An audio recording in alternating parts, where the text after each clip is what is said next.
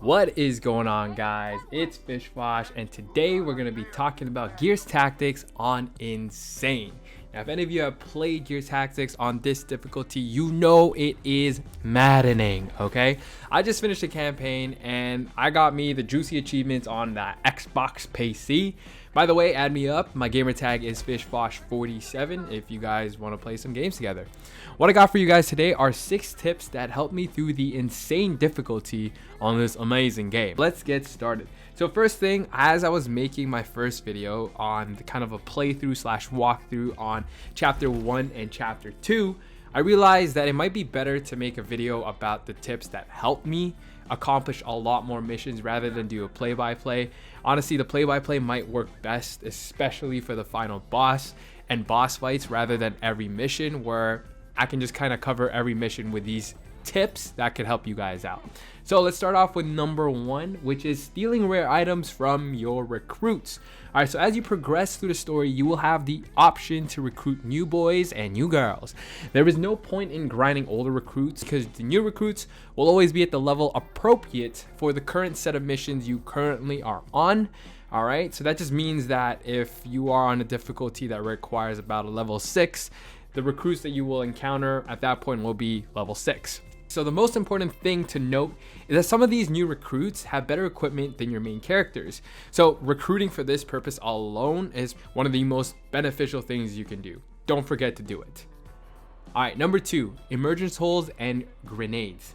At first glance, the only option to appropriately deal with emergence holes is just like how they showed you in the tutorial, which is to kind of set up Overwatch and toss a grenade into the hole once it's already emerged and spawned the first wave of units.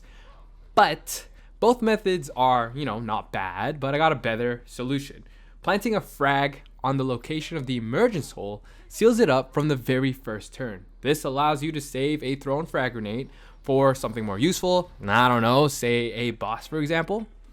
And number 3, dropped reinforcements, or I'm going to call them ODST reinforcements, and how to use this with the same tactics with planted grenades. Another benefit I had of dying endlessly on this beautifully difficult game was understanding where the reinforcements would come from. Just like the emergence holes, you can plant grenades in the area where reinforcements are going to land. This usually interrupts them, and for the most part, the enemy units do not move, so yay. But this tip comes with a lot of warning. You have to place your units in appropriate spots to spawn enemy reinforcements on these traps, okay? For example, I have this mission. Here you see that the reinforcements spawn at a totally different area from where I planted the grenade. So you gotta do this with a lot of trial and error, but honestly, endless hours of me losing taught me how to guide the game to spawn the enemies where I want them to. This tip takes more trial and error and is best once you've already gotten that checkpoint. Waiting at checkpoints to refresh. And what does this have to do with them boomers, okay? This is something I brought up in my previous video. Enemy reinforcements appear in 3 ways, okay? The first way is revealing them through the fog of war. Secondly, emergence holes.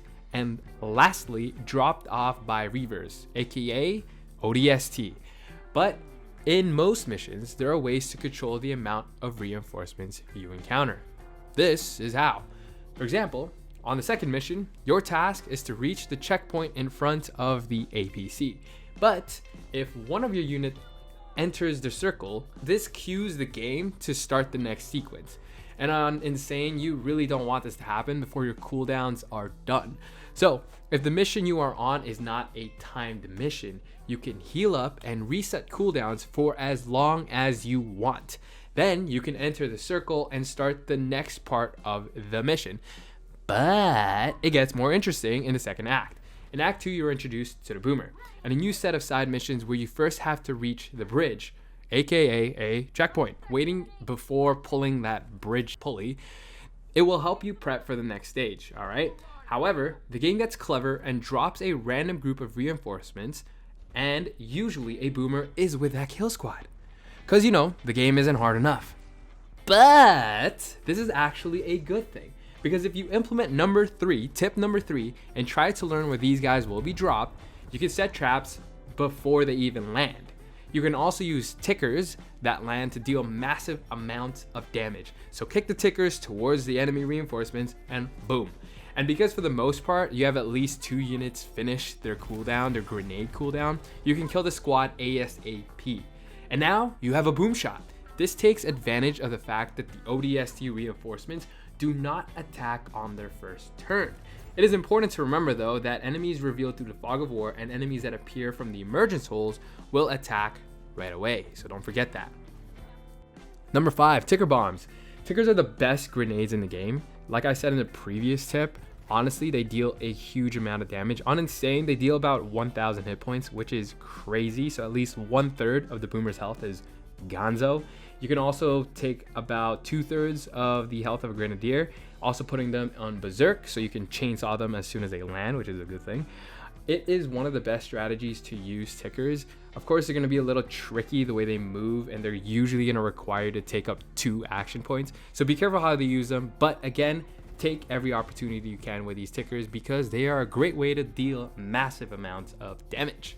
Number 6 is Overwatch. Now, Overwatch is super important. For those of you who have played XCOM, you have the benefit of knowing that it is really important, like as in annoying to learn but really important skill if you're gonna survive on the insane difficulty. Okay, there's so many things to talk about, but I'm just gonna kind of go off the basics. All right, first we will talk about an effective way to set up Overwatch. The first thing you want to do is set up in a way where you are not being blocked.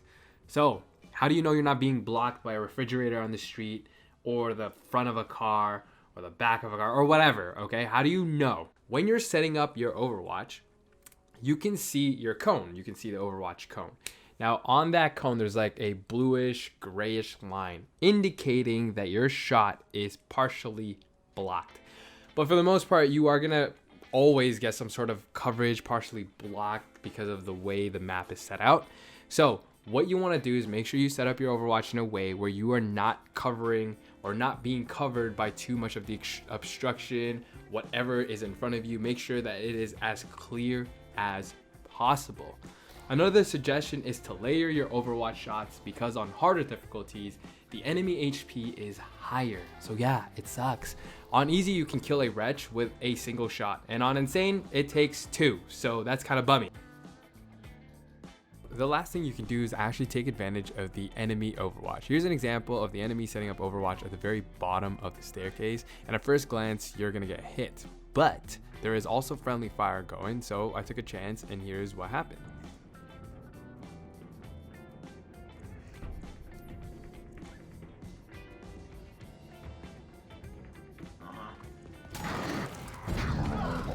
As I charged forward, the 2 drones at the bottom who had Overwatch set up ended up shooting their friendly right in front of them. And because of this, I was able to end up executing the drone right at the very front. So take advantage of situations just like that. To interrupt an enemy Overwatch, you can throw a frag grenade at them, use a disabling shot, or various Vanguard abilities that scare the crap out of them, and you interrupt the units. Okay, that is it for now. As I try to veteran missions, I might add more depending on what I learn. You guys can catch this stuff live on mixer.com/fishbosh. If you guys have any other suggestions, put them down in the comments below and I'll try them out. If this video was helpful, click the thumbs up and subscribe button for more Gears Tactics. Bye.